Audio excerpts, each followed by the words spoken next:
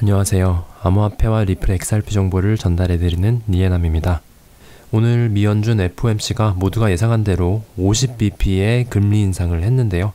재밌는 건 이 뉴스가 나온 직후엔 시장에 별 영향이 없었지만 이후 Q&A에서 앞으로 75bp까지 올릴 수도 있느냐라는 질문에 그럴 계획은 없다라는 제롬 파월의 말에 그제서야 시장이 긍정적으로 반응을 한 모습입니다. 확실히 75 베이스 포인트 인상에 대한 공포가 있었던 것 같습니다. 또 제롬 파월은 현재 미국 경제 상황을 봤을 때 대공황이 일어날 기미는 전혀 보이지 않는다. 확실히 인플레이션이 높긴 하지만 현재 활발한 노동시장과 낮은 실업률을 근거로 아직까지는 시장에 큰 피해를 주지 않고도 이겨낼 수 있다라고 하네요.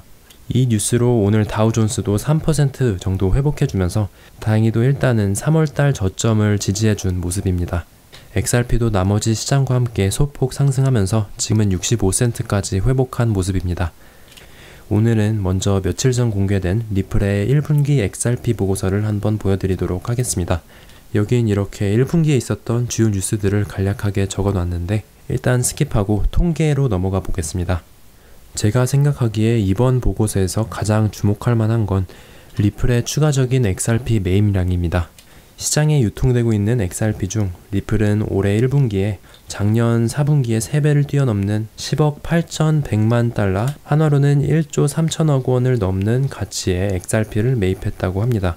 리플이 시장에서 XRP를 사서 ODL의 사용을 위해 기관들에게 팔고 있다는 건 정말 긍정적으로 볼 수 있을 것 같습니다.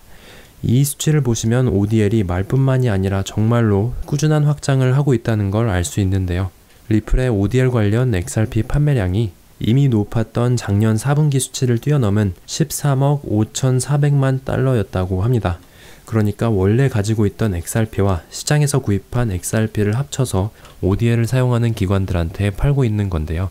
이렇게 되면 결국 투자자들이 시장에서 거래하던 XRP들이 실제로 ODL을 사용하는 기관들에게 옮겨가게 되는 거기 때문에 우리 같은 투자자 입장에서는 실질적인 유통량이 줄어드는 것과 다름없습니다. 이렇기 때문에 저는 리플이 매달 에스크로를 풀어서 기관들에게 판매하는 것에 대해 나쁘다고 생각하지 않습니다. 이건 에스크로를 시장에 풀어놓는 게 아니라 오히려 더 사서 ODL을 쓰는 기관들에게 영업 판매를 한 것이기 때문에 오히려 네트워크가 확장되는 데에 더 도움이 되는 거라고 생각합니다. 어떤 분들은 그럼 이 기관들은 왜 XRP를 사는 거냐라고 물으실 수 있는데 그게 ODL로 송금을 하는 기관들 입장에서는 자신들 소유의 XRP를 구비해 놓으면 유동성의 문제를 더욱 줄이고 더 원활하고 더 빠르고 저렴한 송금을 할 수 있기 때문입니다. 은행들 입장에서도 일단 ODL을 사용한다고 하면 노스트로 보스트로 계정에 프리펀딩을 해놓을 필요가 없기 때문에 그 묶였던 돈이 풀리면서 송금을 더 원활하게 하기 위해 XRP를 사놓을 여유가 생기는 거죠. 리플은 이렇게 매 분기마다 XRP에 관한 보고서를 내놓는데요. 암호화폐 회사는 투명성을 중요시해야 한다. 또 그런 점에서 리플은 솔선수범을 보여줄 것이다 라는 브래드 갈링하우스의 말이 생각납니다. 자, 다음 소식입니다. 리플의 HQ가 샌프란시스코에 위치했다는 건 여러분들도 잘 아실 텐데요. 이번에 메인 오피스 빌딩을 옮겼다고 합니다. 옮겼다고 하기도 힘들 만큼 원래 오피스랑 가까운 거리에 있지만 아마 예전과는 다르게 이 빌딩 전체를 단독으로 쓴다고 합니다. 리스로 계약한 이 빌딩은 13만 스퀘어 피트 정도 된다고 하는데요. 빌딩 계약 하나 정도야 놀랍지 않다고 생각하실 수도 있지만 이로써 우리가 알 수 있는 한 가지는 리플은 미국을 떠날 생각이 별로 없다는 겁니다. SEC와의 소송에서 패소할 가능성이 있거나 혹은 미국 시장 전망이 안 좋다고 생각했다면 이렇게 미국에 머물러 있을 필요는 없을 텐데 헤드쿼터를 계속 미국에 놔두는 걸 보면 소송도 그렇고 시장도 그렇고 미국에서의 전망에 대한 확신이 있는 걸로 보여집니다. 그도 그럴 것이 얼마 전 리플이 위치한 샌프란시스코가 속해 있는 캘리포니아 주지사가 최근에 새로운 행정명령을 발행했다고 합니다. 캘리포니아의 주지사 뉴솜은 미국 암호화폐 기업 중 4분의 1이 캘리포니아 주에 위치한 만큼 그들을 위해 투명하고 일관적인 비즈니스 환경을 제공하겠다라는 취지로 규제와 소비자 보호를 위한 로드맵을 발표했습니다. 명확하고 일관적인 규제에 목마른 리플에게는 아주 반가운 소식이 아닐 수 없습니다. 이 뉴스에 리플의 전 CEO 크리스 라스는 자신의 고향주 캘리포니아를 자랑스럽게 생각한다며 미국이 블록체인 기술에서 뒤처지지 않기 위한 중요한 한 걸음이라고 했습니다. 이렇듯 미국이라는 나라는 넓기 때문에 굳이 SCC가 미국 정부의 입장을 대표한다라는 생각은 할 필요가 없는 것 같습니다. 이 행정명령의 취지만 보더라도 SCC의 의도와는 전혀 다르다는 걸 알 수 있죠.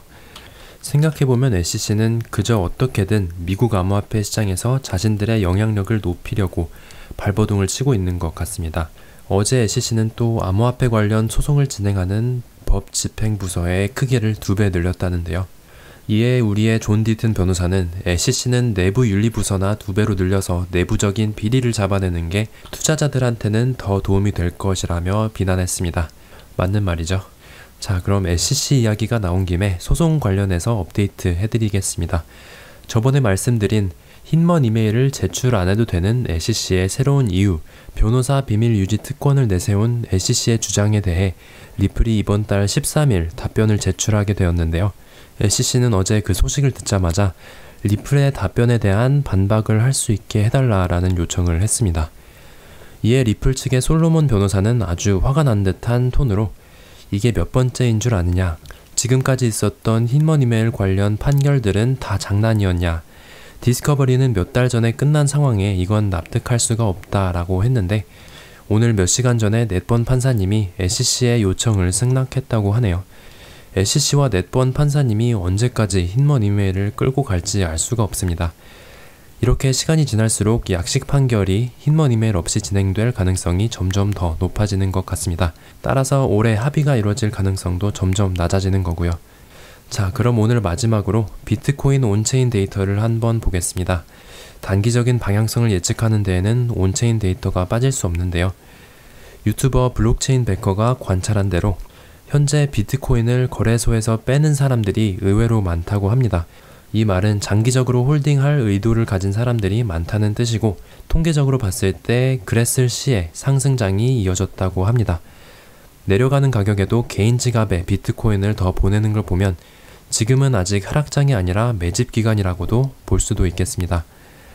75 베이스 포인트 금리 인상에 대한 공포도 어느 정도 해결이 되었고 달러도 저번에 말씀드린 저항선을 뚫지 못하고 내려올 기미를 보여주고 있기 때문에 이제 단기적인 상승을 좀 기대해봐도 좋지 않을까 생각합니다. 물론 전 차트 전문가도 아니고 경제 전문가도 아니기 때문에 투자 권유는 아니라는 점 말씀드립니다. 자, 그럼 오늘 영상은 여기서 마무리 짓도록 하겠습니다. 늘 시청해주시는 여러분들 너무 감사합니다. 영상이 도움이 되셨다면 좋아요와 구독 잊지 말아주시고 저는 또 주요 뉴스들로 다음 영상에서 뵙겠습니다. 감사합니다.